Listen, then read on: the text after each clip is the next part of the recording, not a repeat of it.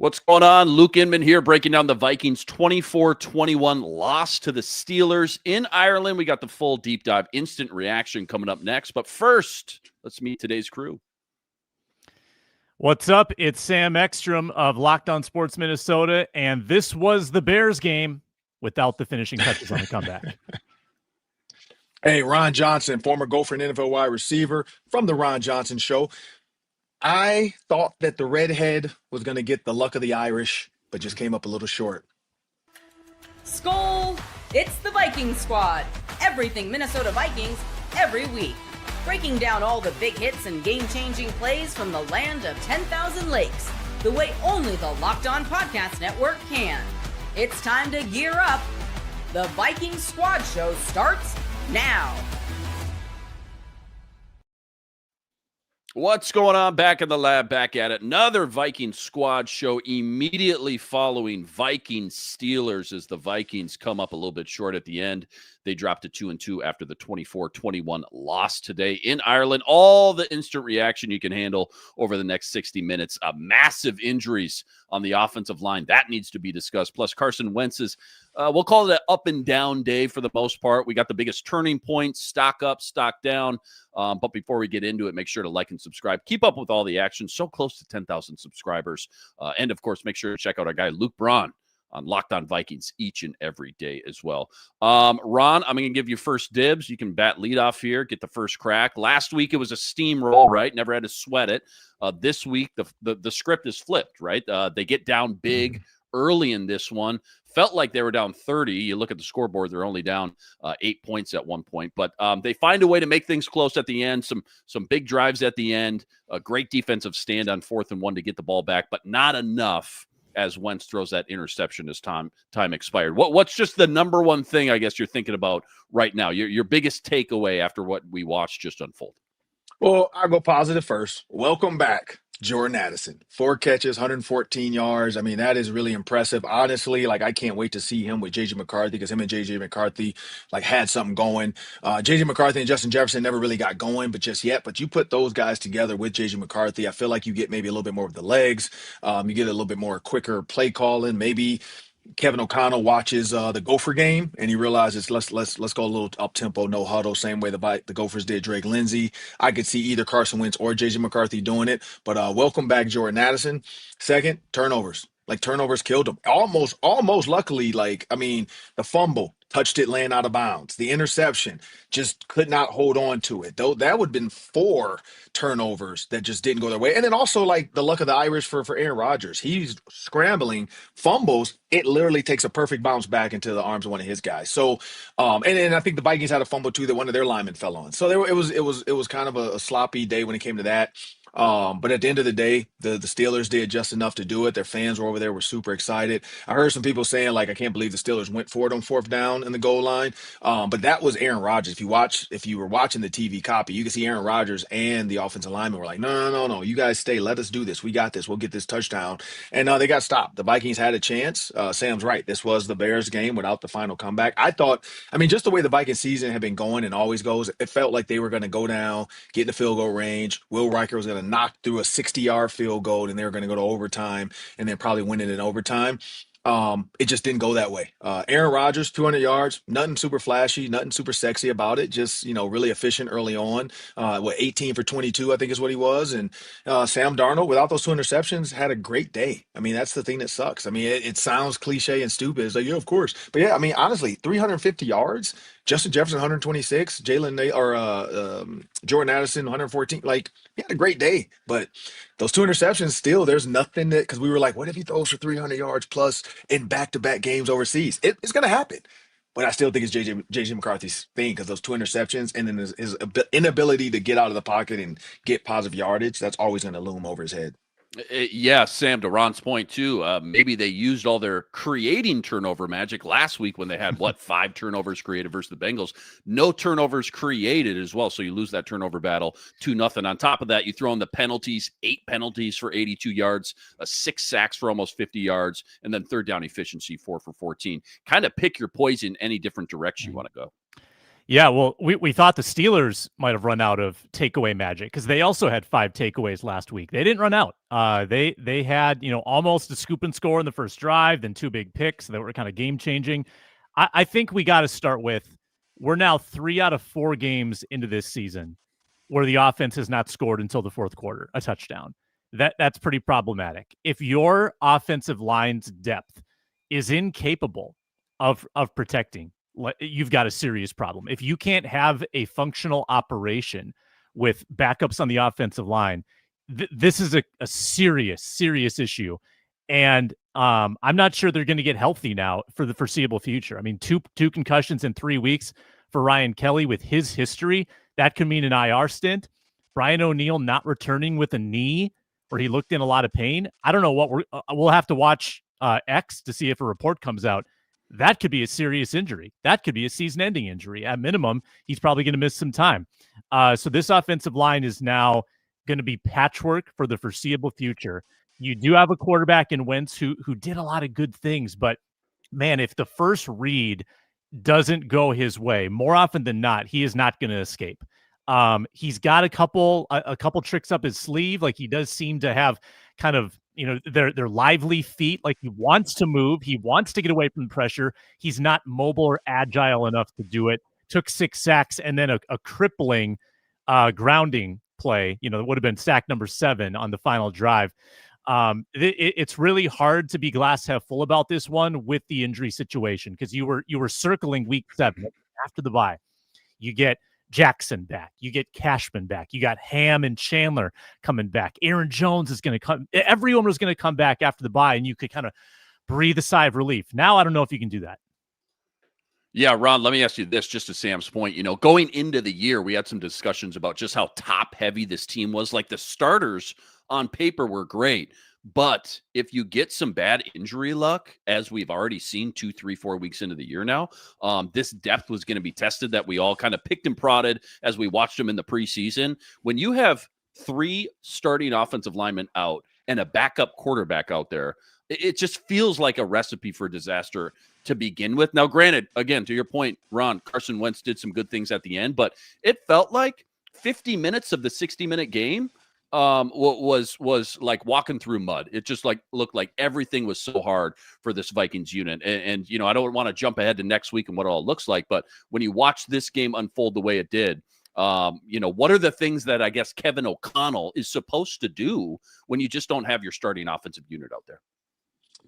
Oh man, Luke, that's a billion-dollar question. That's why he's getting paid a lot of money.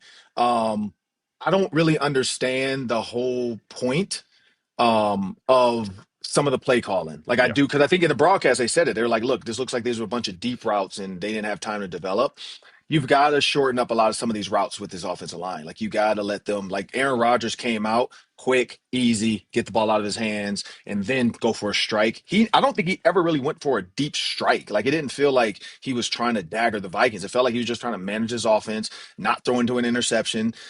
Very, like, Mike Tomlin was like, look, I know Flores. I know what he does. Like, I'm not going to give him anything. I don't want him to have time to do anything. And so I think that's the key to this. Like, it is what it is. He just came out and did not, like, it was way too long developing. Now, again, some of the long development stuff worked, but I feel like you've got to do a better job of calling shorter plays. Yeah, no doubt, Ron. Aaron Rodgers was by far the king of the short pass heading into this game, like the lowest depth of target in football. And through 2 drives, like, you had to have known that was going to be the game plan. He carved you up, and then he hits the big play to Metcalf. Again, some poor angles, some poor tackling. It's one play. Don't want to overreact, but he kind of did what we knew Aaron Rodgers would do, and he did it at a high level. It was super effective. And by the way, to touch on the takeaway point you made earlier, Luke, that snaps a 20-game regular season streak of having a takeaway. They didn't have one in the playoff game last year. 20 straight regular season games going back to week 1 last year. Unbelievable. How about we get into some of the biggest turning points, get into some of the nuts and bolts here, because, I feel like there's about 3 or 4 different directions you could go. You can go all the way back to what Ron pointed out, that forced fumble, scoop and score that ended up getting overturned right away, though. It just felt like the Vikings were behind the 8 ball in this one. Steelers just had the edge from the get-go. Was there a biggest turning point from today from either of you guys, shout them out, that just really sticks out right now after watching the way the game ended with that Carson Wentz interception? I don't know about you, Ron. I felt like the TJ Watt interception was a major backbreaker. That had been a relatively effective drive to that point.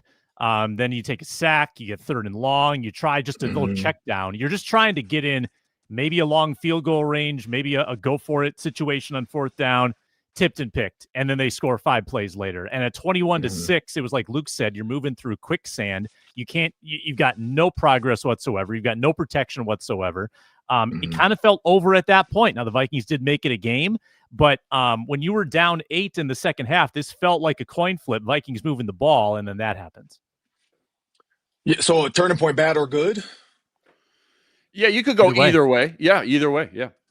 Because, I mean, for me, it was the score with the 2-point conversion. Like, at that point, I was like, okay, like they figured something out. Like, I was kind of, I felt the same way, though, because I don't want to beat up on what Sam said everything I was going to say. Like, when they were down, I honestly, like, I mean, I had to do this job, so I can't turn it off and I can't stop watching it. But, like, just listening to it, the team looked down, the bench looked down, everybody looked down. And then, like, even Carson Wentz, though, like, I think towards the end of the game, the one that really was the nail for me that felt like, you know what, I don't see a comeback coming was the intentional grounding. Like, that to me was just like, okay, this offensive line can't hold up. Like, but again, it was, in my opinion, there was a lot of time on the clock when they forced the Steelers to punt. I felt like that should have been hitch, slant, hitch, slant, like quick stuff. Like, it was just, it's like he was trying to get big plays on every throw. And it's like, again, I go back to the Minnesota Gophers versus Rutgers. If you watch Ethan Calais-Manis in that first drive, it was surgical. Nothing was deeper than 10 to 11 yards, quick screens here and there. Gophers turned around and said, hey, why don't we do this? And they did the same thing. I know Kevin O'Connell was in Ireland, so he's probably not tuning in to watch the Gophers versus Rutgers. But that would have gave him some inspo, as the kids would say. You're my inspo. Like, he should have looked up both those offenses. Greg Schiano and PJ Fleck called great short throw games. Again, it just felt too long developing. And like you said, you talked about all the injuries on the offensive line. You don't have time with that line. Like, you just don't. It's too bad. It's too bad that was a first down play too, Ron. Yeah. First down at the 40. And you need 20 yards. That's all you need. Right. 20 yards and time at that point, not a huge factor. 43 seconds when that play starts, and you take a 16-yard penalty plus the runoff. I mean, that's literally the worst thing that could have happened right there. So I agree with you. That should have kept that short. You could have even run middle of the field, gotten up and clocked the ball. As long as you make forward progress. Heck, if you're at midfield, you could give Mr. Reichert a shot. So disappointing end when you literally had 20 yards to gain. Give your kicker an opportunity to tie that thing and have all the momentum into OT. Speaking of Gophers, speaking of injuries, how many of you guys raise your hand if you thought, oh my gosh, we're one play away from Max Brosmer entering this game right now? Carson got beat up today, and remember, we didn't know JJ rolled his ankle right after that second game versus the Falcons. All of a sudden, KOC walks out to the presser on Monday morning and says he's going to be out a while. Just a little flashback of just watching how beat up Carson Wentz got today and wondering if he's going to have some red by his name in the fantasy football columns this week as far as questionable goes. Biggest turning point as well, kind of for the good, but like that blocked field goal that ended up being a 6-point swing. Felt so massive at the time, too. Or even the play before that, Jalen Redmond single-handedly throwing Aaron Rodgers to the ground like a rag doll. He'll have in our stock up, stock down, he'll have a big stock up. That man has been a beast. But, that set up the 3rd and 15, I want to say, which set up the 4th and 5. And then all of a sudden they attempt the field goal. That's blocked. Vikings march down, get 3 points of their own at halftime, and you get the ball back. That was supposed to be the whole thing. Like, we get the double dip here. Unfortunately, they come out of halftime, you go 3-0. But that at that time definitely felt like a huge turning point for sure. Any other big turning points or even just big plays, big splashy plays that come to mind? I know, Ron, you talked about Jordan Addison's coming out party. Obviously, that huge wide open deep bomb down the sideline really rejuvenated things. And of course, as Vikings fans, got our hopes up a little bit for sure. Anything else? Yeah, No, I was gonna say well, the one I was gonna say just the first play of the game. You hit it. That Jalen Redmond first play of the game to me, I thought that this was gonna be a Vikings day. Yeah. Aaron Rodgers snapped back. Like that to me showed resilience and taking the first punch and punching back. But the other one I got it, I mean you said it too, the Addison, but I think Addison's this might be a turning point in the season, maybe, or it could be. Because Addison coming back shows that him and Jordan, Justin Jefferson together are two of the best, duos. They're the best duo, or if not the best, one of the best duos in the NFL. Um, but it just sucks with the injuries because we're never really going to know. Like Yeah. Sam's right. If some of these guys have to go on IR with multiple concussions, knee injury, Donovan Jackson's not back to week 7. Hopefully after a wrist surgery. I mean, it's just. And then you still have a just getting back Darisaw that who knows how he's going to hold up as playing as many snaps as he played, being overseas, not having the same stuff that they have at home to do some of the rehab stuff that he would be able to just get to.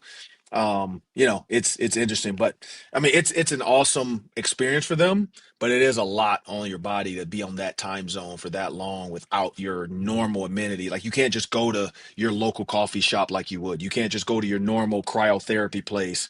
You can't go to your normal masseuse. So it sounds real first world problems. It is 100% first world problems, but I just wonder how that weighs on these guys' bodies as well for this next game against the Browns. Lots more to get into. I got to pick your brain on a lot of stuff. Stock up, stock down. We just touched on Jalen Redmond. Coach's Corner. I want to ask you a little bit more about KOC and Brian Flores. That's all coming up right after this.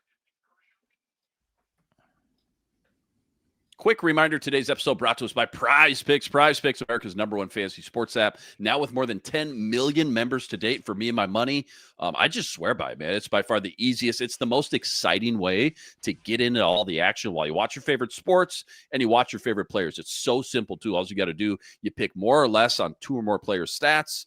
You watch the winnings roll in. Football season, it's officially back. So whether it's anytime touchdowns, receptions, tackles, sacks, you name it, they got it. Take your pick on more or less. Add them to your Prize Picks entry today. Plus, don't forget, Prize Picks now offers Apple Pay, quick and easy deposits into your account all season long. Right now, download the Prize Picks app. Use code LOCKEDONNFL for $50 instantly after you play your first $5 lineup. That's win or lose on any $5 lineup. You're getting $50 instantly with promo code LOCKEDONNFL. Prize Picks, it's good to be right. This episode also brought to us by 5 Hour Energy. And guess what? Your caffeine just got a huge flavor upgrade. 5 Hour Energy shots. They deliver tasty caffeine with now more than 17 bold flavors. Each 2-ounce shot packs the caffeine of a 12-ounce cup of coffee. It's got B vitamins, nutrients, 0 sugar. That means 0 crashes. What I love the most, so portable. Take them anywhere. Big taste in a tiny shot. You can take it anywhere and get that boost that you need. I also love how fast it kicks in and that it's sugar-free. So enough with the boring, flavorless caffeine. Time to give your caffeine energy a flavor upgrade with 5 Hour Energy shots. Get the favorites you love or be bold. Try something new in store and online. www.5hourenergy.com or on Amazon today.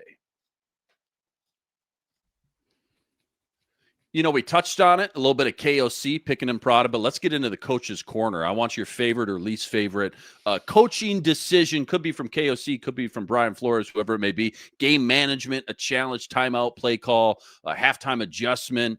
What stuck out the most? I'll give you one. I'll just give you a little appetizer. 4th and 1, you motion Justin Jefferson into the backfield. You send him out on that fake toss. It was so beautiful. Jordan Mason essentially kind of playing that C.J. Ham fullback role too in that formation.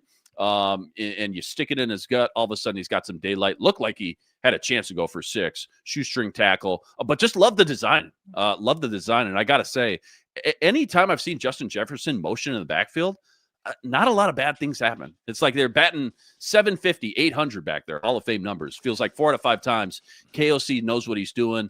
Everybody hones in on what's Justin Jefferson going to do, and it leaves somebody wide open. So I really like that call, and that's just one kind of, again, a little appetizer there of a coaching corner. What do you guys got? Yeah, before I get out of here, this is my last one, but my coaching corner decision for me was Brian Flores not always going after the quarterback. Sure. Like he kind of set Yeah. back a little bit. Like I feel like he didn't allow Aaron Rodgers to do what he does best, which is pick him apart. He picked and chose, and he got. I mean, honestly, Jalen Redmond, you talked about it. His stock is way up. They got pressure with 4 at times, and I think that was huge for me. Because again, if you try to blitz him a ton, I think Aaron Rodgers probably beats you apart, rips you apart. But Aaron Rodgers was not able to do what he normally does. So that's my big one. But you guys have a great weekend. Looking forward to London next week, and hopefully it's a W against the Browns. Need it. Ron Must Johnson, win. everybody. Yeah, check him out on the Ron Johnson Show each and every Tuesday. Appreciate you, Ron. He's got to roll. He's got to bounce. Bigger and better things to do, I guess. Yeah. Yeah, he's got more post game to break down. Let's dig into what Ron's talked about though with Rodgers' game. Yeah. Kevin Seifert had this tweet moments ago. Let's try to find. I think he tweeted 2.17. I would say 2.31, but don't quote me on that either way. I know the reference that you're 2.27. Our guy Arif Hassan tweeted out. Okay, and that could be a different outlet. Seifert's going with ESPN's tracking. He's saying 2.17 seconds before throwing, his lowest time since it was first tracked, and he was already one of the fastest to throw in the NFL. Quick game, very effective, in particular early in the game. I would say in the final 3 quarters of this game, I'm not sure that I give Rodgers so much credit as I give their offensive line because they blocked their butts off. Steelers had 19 first downs, 11 of them on the ground, only 6 through the air. I didn't feel like Rodgers was daggering this team that frequently. I felt like he just couldn't stop Kenneth Gainwell. Who? That's the change of pace back for Saquon Barkley last year, who was getting like 4 carries a game. Not meant to be a workhorse. And he carved you up for 100 yards and 5 yards a pop. Not okay. Almost ended the game with his legs on that second down play right before the 2-minute warning. So pretty disappointing day with flashbacks, Luke. I mean, I mentioned Atlanta. The flashback to the Bears game. There was flashback to the Atlanta game in many ways. Your offense came alive in this one, but your defense kind of played more lethargically, I would say, on the whole. I thought this was actually a worse defensive performance and maybe their worst of the year. Would you agree with that? Worst defensive performance of the 4 we've seen? I'm in on that. Yeah, I'm in on that. Obviously, the Atlanta game, you can kind of pick and prod and compare apples to apples there, but I'm in on that. And the thing too, Sam, we're talking a lot about Carson Wentz's struggles. Well, yeah, behind an offensive line missing their 3 out of 5 starters. What's the missing link right now to the defense, to the run defense? I mean, again, in half their games this year, small sample nonetheless, in half their games, the Atlanta game and today, their run defense, it looks almost unwatchable, Sam. It looks almost like you can't even line up and compete with the other guys next to you. Now, I know we threw out after the Atlanta game. This is why you don't trade a true nose tackle like Harrison Phillips a week before the season. And that kind of got debunked, right, last week when they shut down Chase Brown. But what is the rhyme or reason for this roller coaster, for the volatility from week to week when you see him shut down a Chase Brown, but that's sandwiched in between just 2 awful run defensive performances? I'm still trying to figure it out. Van Ginkel out today. Okay. Blake Cashman's still out. We saw the impact that had last year with the pre-snap communication stuff. I'm starting to think it's just maybe a talent up front. Maybe just the talent just isn't that good. And I will say too, to your point here, Sam, Steelers offensive line mauled out today. They were road graders. They've been atrocious all year. These first 3 games, you ask any Steelers fan, Aaron Rodgers has had to throw the ball so short and so quick because he's got no time back there. So maybe the run blocking has been a little bit better than the pass blocking up to this point. I will say, though, they mauled out today. And in general, the vibe out right now, a word on the street, Steelers coming in, is their offensive line had played very, very bad up to this point. Yeah. Like, I know they had a 2-1 record, but the underlying stats did not really paint a picture of a team that did a lot of things well. Like their passing attack had been good for 1 week and not that great the last 2. Their rushing attack had not been good. They had not stopped the run as well as they did today. So a big trench win for Pittsburgh. And we go back to the same conversation we had 2 weeks ago off the Atlanta game. Is there enough girth on the defensive line? And they silenced that in a big way against Cincinnati, another team that struggled to run the ball. I just have a hard time believing that with all the depth you have at tackle, with all the bodies, Levi Drake, Jalen Redmond, Elijah Williams Taki. in that mix, and Taki, that are you really suffering from the loss of Harrison Phillips and I mean, heck, Bullard and Tillery? Like, did they have just a little more weight to hold their ground against some of these blocks or double team blocks? I think Cashman is a factor. I think Cashman, like, plugging those gaps is a really big deal. So I'm willing to give them some grace on that. But here's my question, Luke, that I'd like to dig into a little more, like maybe watching some film. Yeah. Do the safeties feel really uninvolved to you?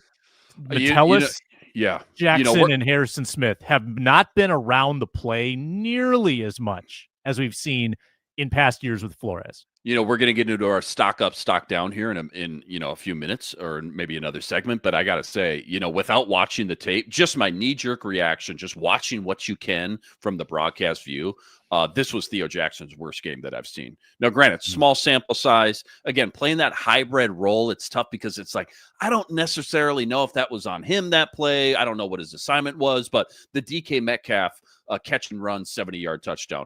Terrible angle, terrible run angle, blew right past Harrison Smith, who at least got his hands on him and slowed him down. It's Theo Jackson, next man up. You got to take a better angle on that. Yes, he was non-existent today. And again, this was a big question, Sam.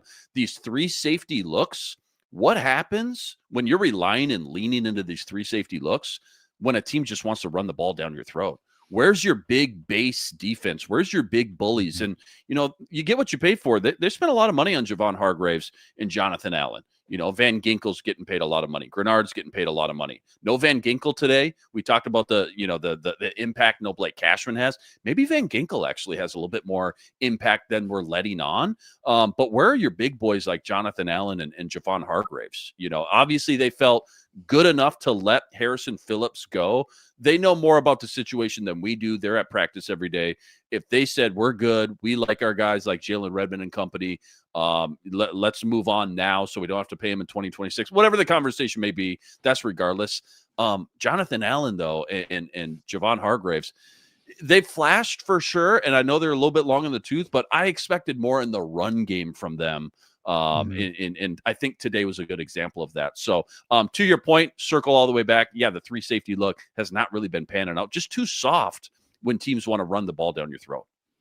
Yeah, it's possible that this is an adjustment too that the league has made against the Minnesota Vikings. That you really got to commit to running the ball well because you don't want to drop back. And it could be something that's very customized to this Minnesota Vikings, defensive approach, because if you give the safeties a chance to rush more on third and long, you probably see more activity.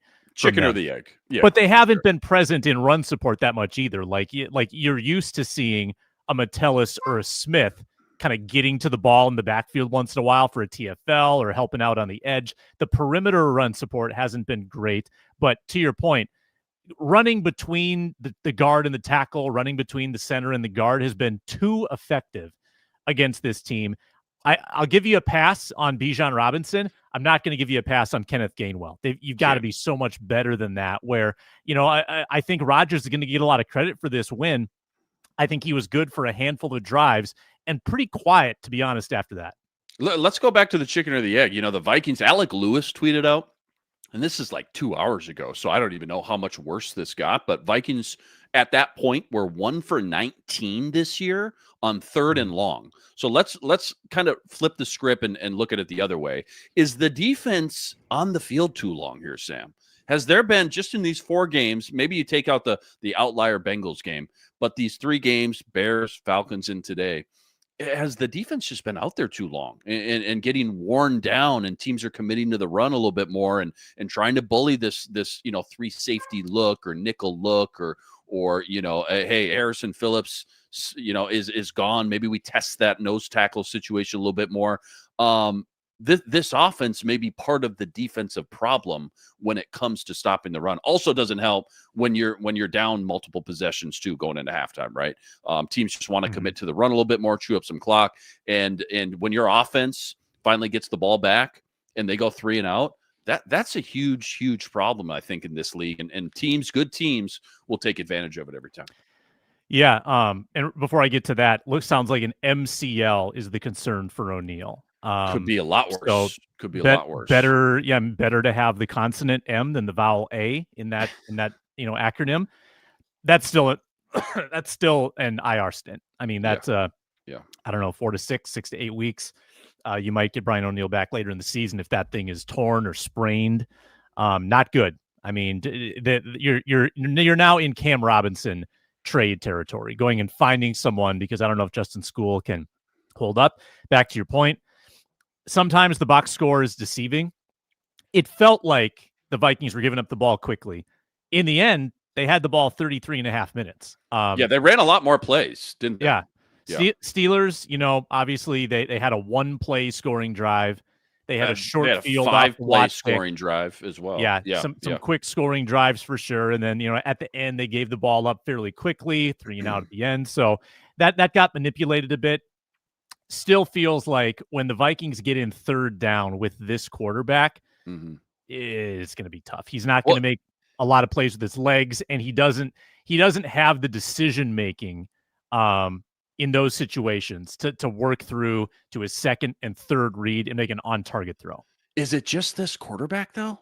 Because even when JJ was in there, things didn't look great either. So I don't know if it's and we can pick apart Carson Wentz, just kind of how slow, the double clutch, the second guessing. You can see when the ball should be out and he's taking that extra half beat. It's happening way too often out there. He's just not trusting his eyes. But when JJ McCarthy was in there, things didn't look any better. And granted, you can always say this too. There's always a case that Christian Darrisaw at the time in there, and obviously we saw what a huge impact. We know what a huge impact he has, but things didn't look really any better with JJ McCarthy on those third and long situations. Maybe that's a conversation for another day, but maybe it does truly all start up front with this offensive line and protection. They spent a lot of money in free agency bringing in 2 studs, the center and the guard. They used their first round rich draft capital on another guard. That was their topic. We got to figure out how to not just protect JJ McCarthy if he's going to be our quarterback the next 5-10 years, but we got to figure out how to run the ball.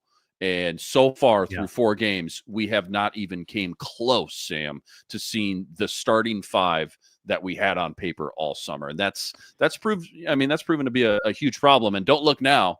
We're not going to touch on it or do a deep dive on the Cleveland game, but Myles Garrett's coming to town in London next week, and that could be an absolute disaster for sure. Yeah, well, they haven't, like, that offensive line has not been together once. Once. At most, like 2 series of joint practices when Darrisaw trotted out there for a couple minutes. Like, that's it. They haven't had that group together at all. And if O'Neill's got an MCL, they're not going to until November. So it's just it's a huge about face from what this team was supposed to be in the trenches, and we've seen flashes of what they can be. The way they ran the ball last week, the way that they have stopped the run last week. Like, that last week was a great example of what they want to be. Tougher test today. Lost a couple more guys.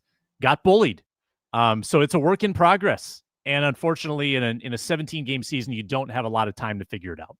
Yeah, 100%. Can we try to find a positive here? Stock up, stock down. Jalen Redmond's an absolute beast. And I don't want to steal all of yours, but I got to give a shout out to Zavier Scott as well. He's got the juice, man. And we saw it in the preseason. A lot of times, or sometimes I should say, preseason to regular season just doesn't carry over for, a variety of reasons. But Zavier Scott so far has taken that great momentum from the preseason that we saw and taken advantage of his opportunities, these valuable snaps as a UDFA last year. And he just looks the part, man. He just looks the part of an NFL running back, maybe not a bell cow, but an NFL running back. 2 guys that you got to give the stock up to after today. No doubt Zavier Scott would have been my number 1. I think it's interesting and telling how involved he was in the game plan, right? This was not a 2-drive deal where they're like, okay, let's get him a touch. Let's get him a touch here and a touch there, kind of like it was last week. He was a big part of this thing, and not just on the ground, through the air. And I might be jumping the gun on this. Almost makes Aaron Jones feel superfluous. Yeah, it kind of feels like embarrassment of riches now. If this is what you're going to get from your backup, Zavier Scott, I mean, and I'm not saying they're going to take Jones off the field this year, but I mean, it makes your offseason decision-making pretty interesting. If you've got Jones under a $14 million cap hit and Xavier Scott sitting there at like, that's a no-brainer. Undrafted rookie deal. Yeah. 14 mil. And, we see the renegotiations all the time, but 14 mil, that's like, done deal, non-negotiable. I mean, there's no way you're rolling 14 mil with Aaron Jones another year longer in the tooth, after seeing what Xavier Scott's given you. And we haven't even seen, CJ Ham and Ty Chandler really in this running game and just what it looks like as a whole at all. Stock down, I'm going to go with Theo Jackson.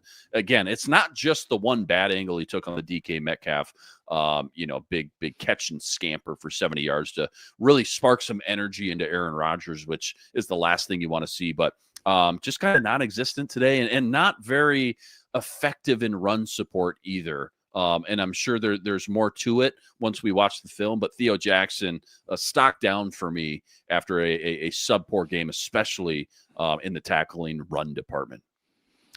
Yeah, I mean, I would look back to the conversation about the safeties we had earlier. Just where are the safeties? Where's their impact? What's going on there?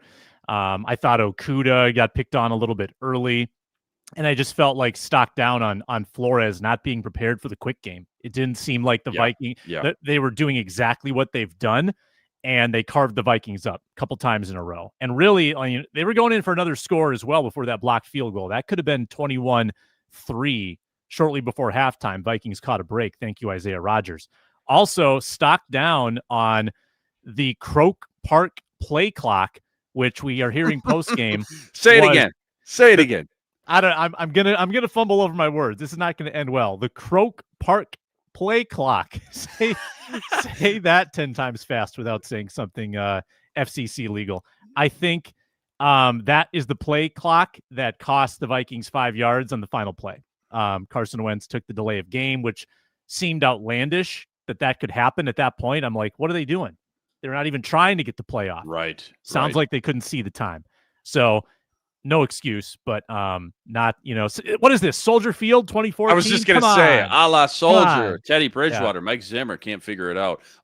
Do we have a linebacker problem? Is Ivan Pace one of the it's tough because you wake up tomorrow morning, you open the Star Trib, you say, oh my God, Ivan Pace last week had 13, 14 tackles. This week, 7 tackles. I'm wondering, and we're going to have to go back, watch the tape, talk to Luke Braun or Reef and everybody else tomorrow morning, but I'm wondering if Ivan Pace has been a liability in the run game because, again, something's going on in this run department right now after the Bijan game and what we saw today. And without Blake Cashman in there, without Harrison Phillips in there, it just feels like they're missing something. I wonder how much Ivan Pace was a liability today. And I guess we won't know until we watch more of the All-22 maybe tonight or tomorrow morning. But potential stock down for Ivan Pace as well. So, yeah, I mean, we've only got – actually, we do have some initial grades. Interesting. Ivan Pace credited with 1 missed tackle today. He had 5 missed tackles in that Atlanta game. 5 missed tackles, wow. Which is terrible. And, it's been the pass defense that was kind of the knock on him last year when Cashman was out. And he does rally to the football really well. He kind of splits blockers. He can go – he's got like a low center of gravity and he's got some really fun agility and he makes splashy plays, but not the type of backer that's going to stop a running back in his tracks or stop a tight end in his tracks. He needs a little help from his teammates to get a guy down. Yeah, he gets to the ball. So that's your Jasper Brinkley. Not a thumper. Good. I'm still high on Ivan Pace as a player. I think he's got a very unique skill set. He's not a run stuffing linebacker. He's not your traditional Mike. I think what we do in the conversation, this is maybe for another day, but the net return, dude was undrafted. You've gotten so much return on your value for what you had to pay for him, right? And it didn't even cost you a draft pick. So in that sense, in that light, it's like, oh man, what a great pickup. But as far as just starting in the NFL, down in and down out, he's not your Roquan Smith out there. He's not your Patrick Queens out there. And he's definitely got some liability to him for sure. Plenty more, quick break, plenty more. What we loved, what we hated. That's all coming up though, right after this. Quick reminder, today's episode, fellas, I know you've heard about Viagra, Cialis, maybe even tried them, but if you're looking for something beyond the generic pill, it's time to meet Rogiette. Go Long, because it's not just another ED pill, it's a game changer for confidence. Go Long combines 2 doctor-trusted medications in one formula, so you can get hard and go to the distance with effects that can last up to 36 hours. That's confidence all day, all night, and even into the next day. So simple, too. All you got to do, you connect with a board-certified doctor. It's all 100% online. If you get prescribed, your treatment ships discreetly right to your front door. Ready to level up your confidence in the bedroom? Head to rugiet.com and use promo code LOCKEDONNFL for 15% off your first order. That's rugiet.com, promo code LOCKEDONNFL. Make sure to use our code so they know we sent you. Obviously, the A topic this year through 4 games has been injuries. And we had a long conversation about this, Sam, leading up to the year. Very top-heavy team. Love the starters on paper, but, oh, man, if they catch an injury bug like they have, they could be in trouble. Well, here we are 4 weeks into the season, and that definitely seems to be the case. Brian O'Neill, you touched on it. MCL. What other injuries can we add to the list today? What other injuries may have missed or maybe glossed over at the beginning? Well, we got to remind people about what Ryan Kelly's history is with concussions. So he has 5 NFL concussions that have been documented. He's probably got, and he's done interviews about this, had concussions pre-NFL. He's probably had about 8 now for his life. And he was very forthcoming. This is a couple of years ago, that if the head injuries became too serious, he was willing to walk away.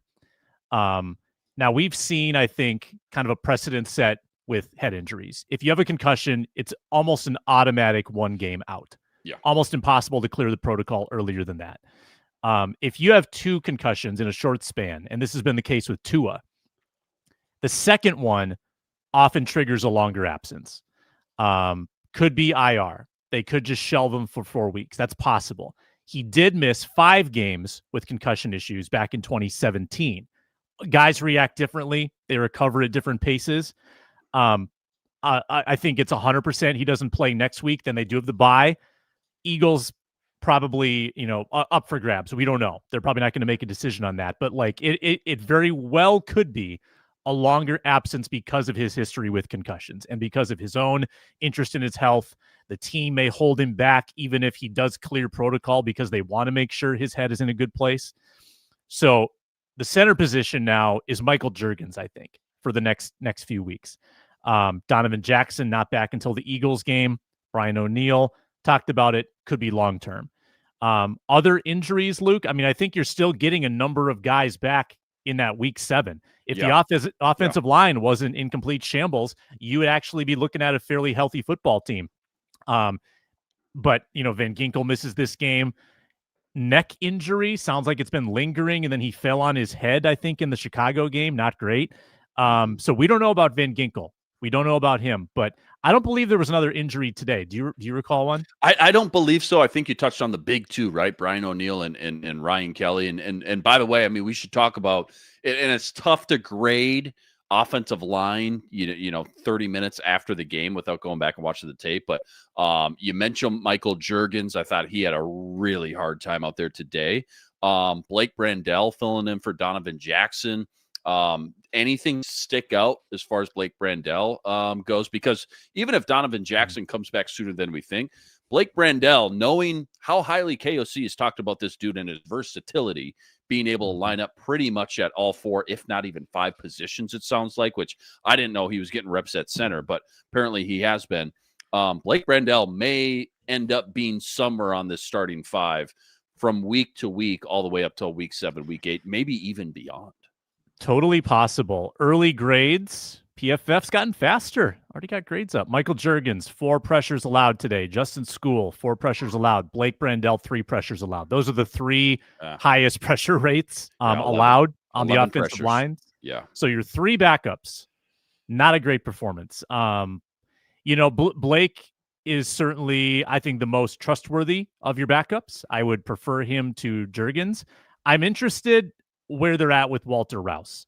Walter Rouse had a good preseason for a couple of years. he was inactive today. You know, the inactive sometimes tell a story about who's in good favor. And obviously they didn't go with Rouse when they had the chance to, and they put in School.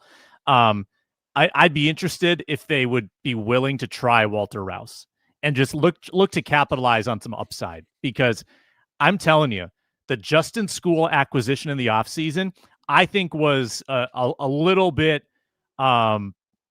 galaxy brain by Kwesi, like thinking that there was something in this guy who had less than 1,000 starting snaps at tackle in his career. Like, you can find me a guy who has started one full year at least. School, not a David Quessenberry by a long shot. Like, Quessenberry started for full seasons, played at a high level. Cam Robinson started for full seasons. Debatable about the high level part, but School looks like a backup, like a lifetime backup who's only played a couple games at a time. So I was never thrilled with that acquisition, and I think it's showing that was maybe a miss in free agency when you probably could have spent another $1 million or $2 million and gotten someone better.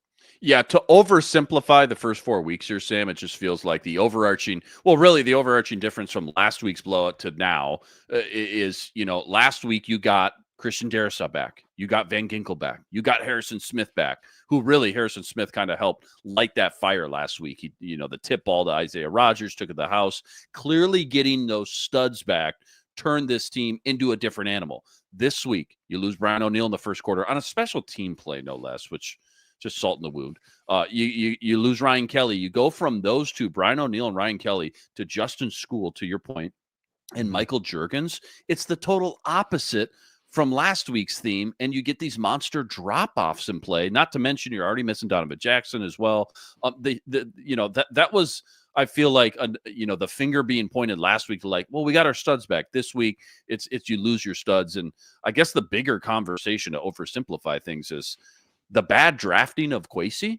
I mean, yes, you've patched everything up starter-wise on paper, which we were all excited about. Vegas had us at 9.5 games. Over under win total with a quarterback that's never played. Defense was potentially going to be top 5 under Flores. The starters were great, but when you have this bad of drafting year in and year out for 3-4 years, and your depth gets tested, this is when you get the Michael Juergens and guys like Justin School, because you didn't draft a good backup left tackle. Maybe that is Walter Rouse, but we haven't seen it yet, right? And this depth being tested through 4 weeks, it just doesn't feel like it's going to let up anytime soon. The Vikings, and this is going back to Zimmer Spielman era as well. Yeah. They bank a lot on continuity on the offensive line, and to their credit, this year they didn't do that. They went out and they got 3 replacements.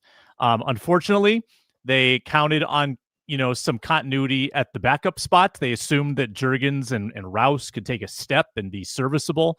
Those are 6th and 7th round picks. Like, the hit rate on those guys is pretty low. Juergens, I'm sorry, you give up 2 sacks today. I'm not sure that Michael Juergens is a starting player in this league. I don't think he is. I don't think he is. No. I know our guy Luke Braun watched a little bit more film from time to time, right? Then he pushed back on that. I don't think Michael Juergens is a NFL quality center. Granted, still early, small sample, but just from what I've seen, I don't think the dude can hang. I think they're in a lot of trouble if Ryan Kelly is out an extended period of time. Yeah, feels like we're back to Bradbury days. It feels like we're this is very 2000. Bradbury, use a first round pick. Use a first round pick on a center. You expect the guy to be a 10-year Pro Bowl Hall of Fame candidate. You miss on your first round pick, it sets your team back, and here we are almost a decade later, still feeling the ill effects of missing on a guy like Garrett Bradbury. You got to hit your first round picks. Yeah, you have to. I mean, the hit rate these last 4 years of Kwesi has been abysmal. Yeah. I will say, I think Donovan Jackson might be the guy. Well, his first round picks and Dallas Turner, jury's out. He's been up and down, flashed last week, this week. What do you think about Turner? I have not been impressed. Like, there's so many other edge rushers that are his age that come along in their first or second year that look way more explosive, and maybe I'm judging him on like kind of the curve of like what the Rams got last year, but man, he does not seem impactful. the apples to apples, Jared versus Dallas Turner is a little unfair just because, Jared was 24 years old. He's 25 now. He's just played so much more football. Dallas Turner was 20, one of the youngest players drafted, kind of like Daniil Hunter was when he was drafted out of LSU. And it just took a couple of years. I'm not giving up on Dallas Turner by any means, but I think it was counterintuitive to look at the season and the roster right now and say, they're kind of all in this year. Are they not, Sam? I know they have a quote unquote rookie quarterback, right? But like the roster is primed to go on a deep playoff run right now, right? 2025, right? Salary cap is going to get a little dicey next year. If you knew that, right? If you could just think 2 steps ahead, why didn't you draft a guy like Jared Verse that was more pro ready than the guy like Dallas Turner, who was clearly, I don't want to call him a project per se, because he was supposed to be more impactful than I think he is now. But knowing the dude was so young and probably going to be a couple years out before he even starts to hit his stride, develop properly, hit his peak, so to speak. Jared Verse was the pro-ready guy. If you knew you were building this window, this 2-3 year window, why not go with Jared Verse, the more pro-ready guy? We're not in the draft rooms. We're not in the scouting department. We don't know how those conversations went. But that's something that I thought was counterintuitive. Like if you're in rebuild mode, go with the young cat. For sure. If you got them both graded the same, go with the young cat. But knowing that they were building for this window right now, drafting J.J. McCarthy, 5 picks, 7 picks before him, it just seems counterintuitive. So, lackluster for sure so far from Dallas Turner. Flashed a little bit finally last week. I thought, with Van Ginkel out, that now his time to shine, getting 40, 50, 60 defensive snaps. Not much, man. Not flashing. Not flashing much yet. Let's do just a very quick on-air research. So among the edge rushers from his draft class and how they're doing this year, he's got the most snaps of anyone. Versus right behind him. Oh, okay. Yeah. He and Verse. Actually, pretty similar statistics so far this year. Like Verse has 13 pressures, Turner has 11. And those are the top 2 from that class. So I guess with that perspective, maybe you realize, okay, we have to be a bit more patient. But the eye test is not popping. And by the way, Verse is graded like 30 points better on PFF, which is not gospel, but he's like graded way stronger. Maybe last year, to your point, Sam, maybe if we draft Verse, the Rams don't beat us and dominate us the way they did in the playoffs last year because we got Verse and Sam Darnold doesn't get sacked 9 times as well. And it's not just the Dallas Turner pick, as Taylor points out here as well. It's all the assets you traded for him. Maybe we don't have the luxury to trade 3rd and 4th and 5th round picks and 2nd round picks because our depth isn't that great for one dude. Maybe we're not one player away as much as, we all were excited about him, obviously, when we drafted him. But just definitely feels like more of a project on a team, on a roster that's more win now in 2025. Let's go to quick break. One more final segment coming up. What we'll be talking about tomorrow morning. That's all coming up right after this. Quick reminder, today's episode also brought to us by FanDuel. The NFL season, it's here. FanDuel's making sure you're ready for this can't-miss offer. Right now, new customers, you bet just $5. If your bet wins, you're getting $300 in bonus bets, guaranteed. Why I love FanDuel, they got everything. Player props, same game parlay, jumping in live as the action unfolds, my favorite. You name it, they got it. So quick, so easy. Best way to add a little bit more enthusiasm, a little bit more excitement to your Sundays. Are you ready to play? Download the FanDuel app now. Visit FanDuel.com today to get started. That's FanDuel.com. You're getting $300 in bonus bets guaranteed when you win your first $5 wager. By the way, as always, full deep dive from this one on the Viking Squad show with our guy Arif Hassan tomorrow morning. Make sure you make sure you subscribe, keep up with all the action. I do want to ask you just at the very end about our gambling picks, see how those went. But first, before we get into that, what we'll be talking about tomorrow morning. It's also fresh and so raw right after a game. A lot of emotions involved. Vikings aren't going to win another game. We're done. Hopefully get a top 3 draft pick, but obviously that's not realistic, Sam. A lot of ebbs and flows throughout a long season. Tomorrow morning, once the dust settles a little bit and we can breathe, what's the A topic? What's take the emotions out of the equation. What's the biggest talking point, I guess, after, we just watched, what transpired unfold the way it did? Yeah, I think once we calm down about the offensive line injuries, I don't know if we will, but during your read, I did Google MCL recovery time. Clevelandclinic.org, everybody's favorite website. Grade one, mild, right? Yeah. Recovery 1 to 3 weeks. Grade 2, moderate, 4 to 6 weeks. Grade 3, severe, 6 or more weeks. So that's where we're at with the MCL. Wouldn't be season ending, necessarily in any of those cases. But I think this conversation, Luke, probably comes back to where it was all week this week, which is what are you doing at quarterback in week 7? Trade for Danny Dimes. Can we get him back in the building? There's already, we've seen some of it in the chat today, some Darnold regret that you let Darnold go, and he's looking great with Seattle. I will remind people that they tried to sign Danny Dimes. They did. Gave him an offer, pretty good offer. Wasn't it like $14 million? Yep. And he correctly assessed, I've got a better chance with the Colts. Anthony Richardson stinks, and I'm going to start there. And he did. So I think that was not necessarily on the Vikings. But the conversation will be, is Carson Wentz, does he give you a better opportunity? And despite the box score today, 350 yards, I think today brings him down a notch to where it becomes a little easier to pass the torch back to J.J. McCarthy. J.J. McCarthy engineered a very similar game as Carson Wentz did today back in week 1, right? Like that was was it not a carbon copy of, J.J. McCarthy can go out there and struggle for 3 quarters and then turn it on against a prevent defense in the 4th quarter too. I think we agreed on the squad show earlier in the week that Wentz would need 2 games in Europe better than we saw against Cincinnati. And even though the yardage was there today, I'm not sure the performance was. There's some inaccuracy issues with him that I think are a little bit concerning, throwing behind receivers. Had some good throws. Had 46 attempts, had some good throws. Also had some misses on this day. So I thought today, Luke, and you can weigh in on this. I thought today actually made it more likely we see McCarthy against the Eagles. Yeah, 100%. It's tough. Again, back to the chicken or the egg. Do you want to throw J.J. McCarthy out there? Just watching Michael Juergens and Justin School get put on skates rep after rep. But regardless of that, you need to get your young kid, your top 10 pick. It's already been a year on the shelf. You need to get him some valuable reps. He's got to get some learning time. At this point, he's watched enough film. He knows the playbook inside and out.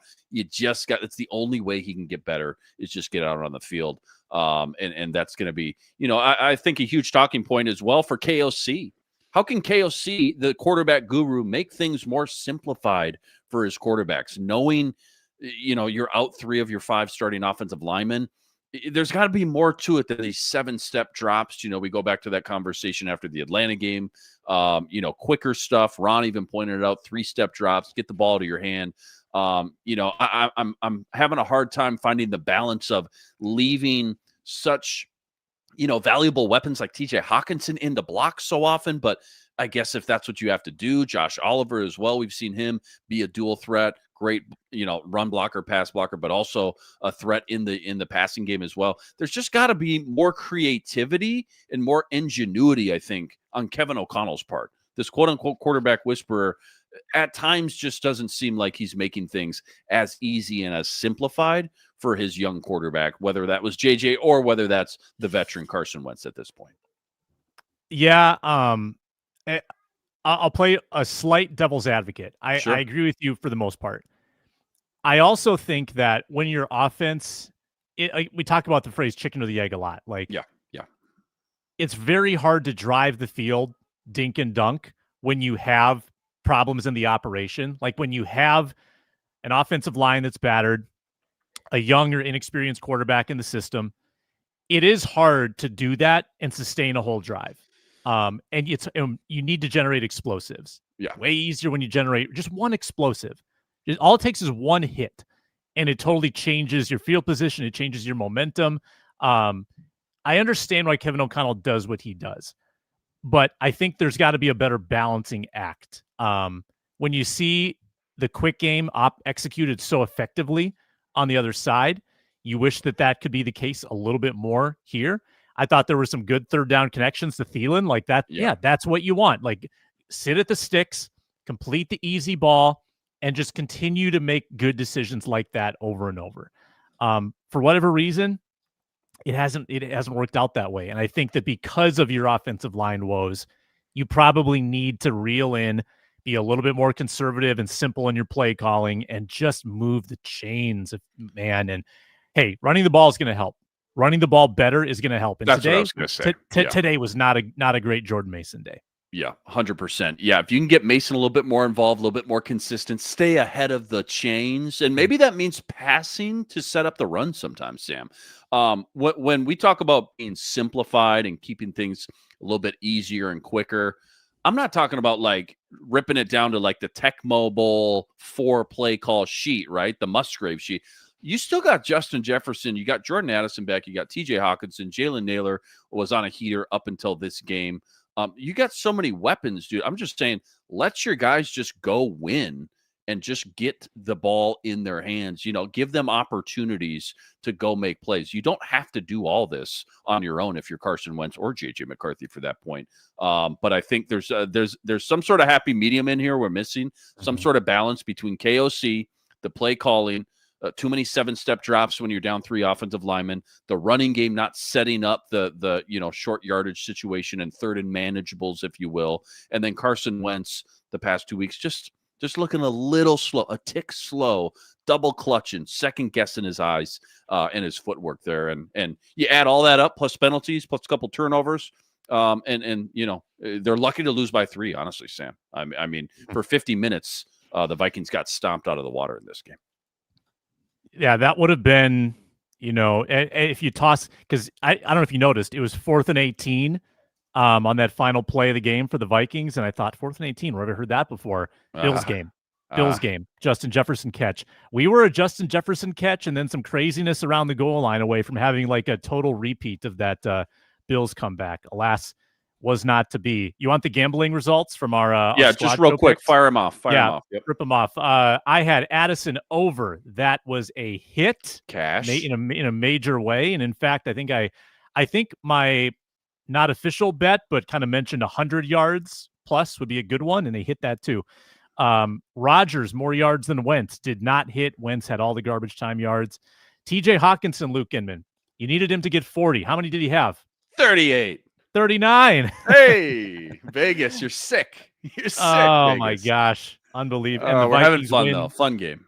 Yeah. I think you were in first. You went 0-2 this week. Vikings by 1-13. Did not hit. Arif got Jefferson 25-plus yards in each half. That's a hit. And a Jonnu Smith first drive reception hit. Lucky guy. What a freak. Who bets on that? Who picks that? That's degenerate behavior. Yeah. Jalen Warren anytime TD for Braun obviously didn't hit, and Steelers money line did hit for Luke Braun, who was at the stadium. That's why he's not here today. Well done. Can't wait to break more of that down tomorrow morning. Vikings fall short after a plethora of injuries that dismantle the offensive line today. Final score versus the Steelers, 24-21 in Ireland. Huge shout out to all you guys, all the everydayers out there that always make us that first listen. All you guys coming in the chat with us from show to show as well. Go check out Ron Johnson's show. Each and every Tuesday. Luke always crushing it over on the Locked On Vikings. Get all your daily content there. Make sure you like and subscribe. So close to 10K. Stop by again tomorrow morning. Another episode, breaking it all down. Until then, thanks for watching. Signing out.